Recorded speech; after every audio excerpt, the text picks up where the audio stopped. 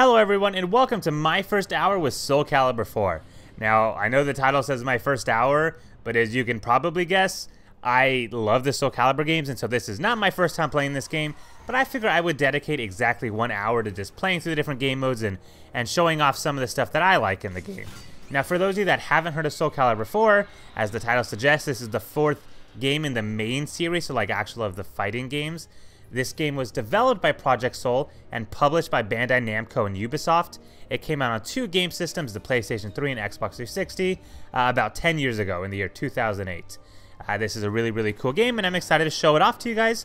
So, let's start the clock. So it only makes sense to start off by showing the famed story mode, and what better character to pick than Yoda? Because who doesn't want to watch Yoda balance the forces of Soulcalibur and Soul Edge to prevent world annihilation? But we can't do that without some exposition, and lucky for us, we got exactly 2 minutes and 30 seconds of backstory right here, including some stuff about Darth Vader. Truly, there is no better way to expose a gamer to story than through endless text. You fool! Who do you think I am? Is that really the question you're going to ask to a 4-foot green man with long ears? You're not the special one this time, Raphael. As you can well imagine, fighting against Yoda is a tough job, considering he's half the size of every normal person in the game. And his moveset practically exclusively consists of doing flips in the air and diving on top of the enemy. That is, if you just button mash the same 2 moves over and over like I do. Hey, it's working. Wait a minute, is that Elvis Presley? And they're both down for the count. The King of Rock and Yoda both go down hard. In what must be a very confusing twist for Yoda, a twister looms in the distance as the planet begins to rumble. And up from the volcanic ashes rises Scheherazade? She could be a Star Wars character too.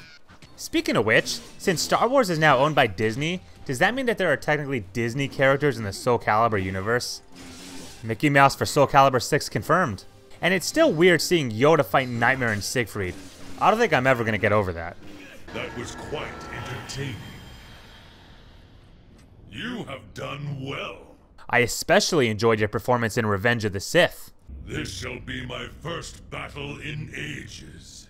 Good thing it's against a 900-year-old 4-foot man. So you take on Algol in a battle for the universe, and then that's it. Story mode is short and simple, and it's pretty much the same outline for each character, as we'll see later on. Fortunately for the universe, Algol was no match for the Force, and after a really beautiful cutscene, the story comes to a close.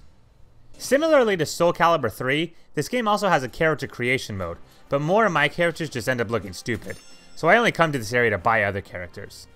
Most of the unlockables are pretty cheap, and with like 2 playthroughs of the main story, you'll be able to buy all of the characters. And this is a good thing, because I would never be able to play a Soulcalibur game if Talon wasn't unlocked. Soulcalibur 5. Not only is she my best character, but she's the only character I'm somewhat decent with.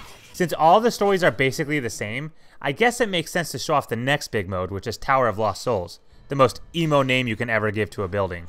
Each group of floors has its own set of fighters, and you can take your own fighters into the mix to try to ascend as high as you can. I'm not afraid anymore. In case you're wondering, Talim is 15 years old. Don't ask me why she has the voice of a 7-year-old. She is so much more fun to play than Yoda. I love this game.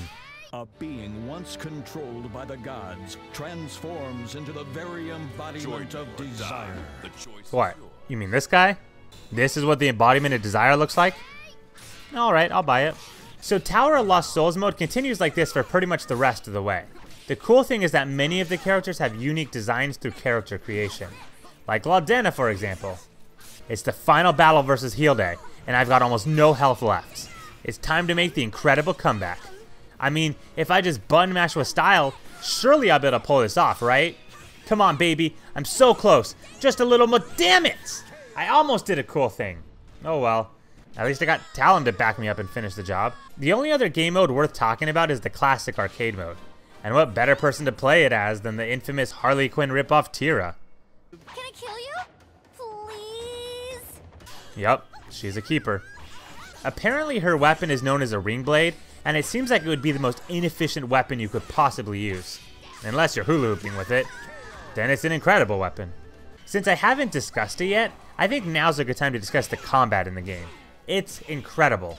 The game flows smoothly and each character has a unique enough moveset to add a personal flair to the entire roster.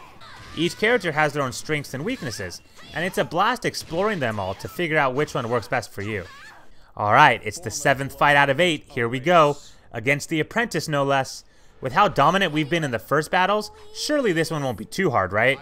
Foreshadowing at its finest. There is no amount of Star Wars music and graphics that could make this any less frustrating for me. Using the Force should be cheating. You're a cheater.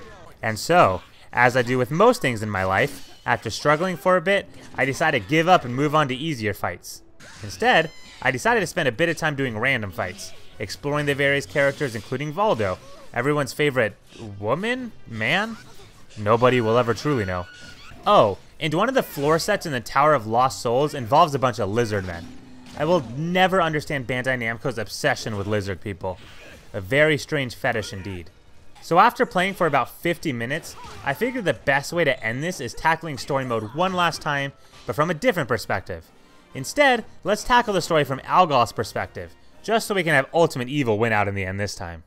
To summarize the plot in Algol's story, he essentially regains his physical form after losing it, but turns out this physical form is actually constructed of pure thoughts, and as his power gets consumed, his tower and form will disappear.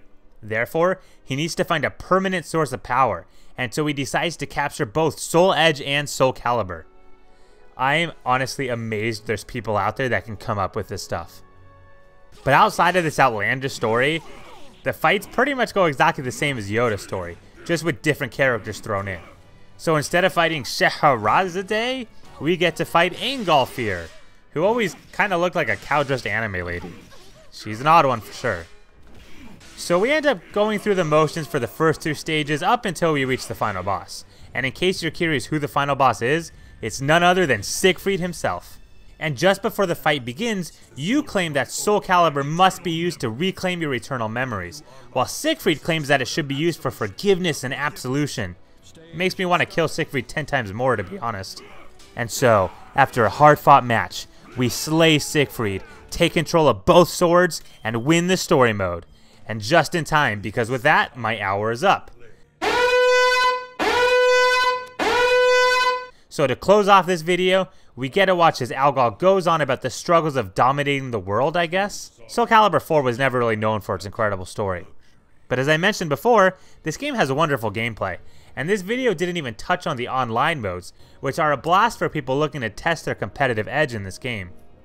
Is it the best in the Soulcalibur series?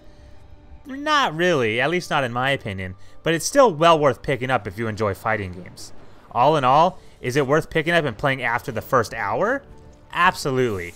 And not only would I do it, but I have, since I'm pretty sure I've poured close to 100 hours into this game. Long live Soulcalibur.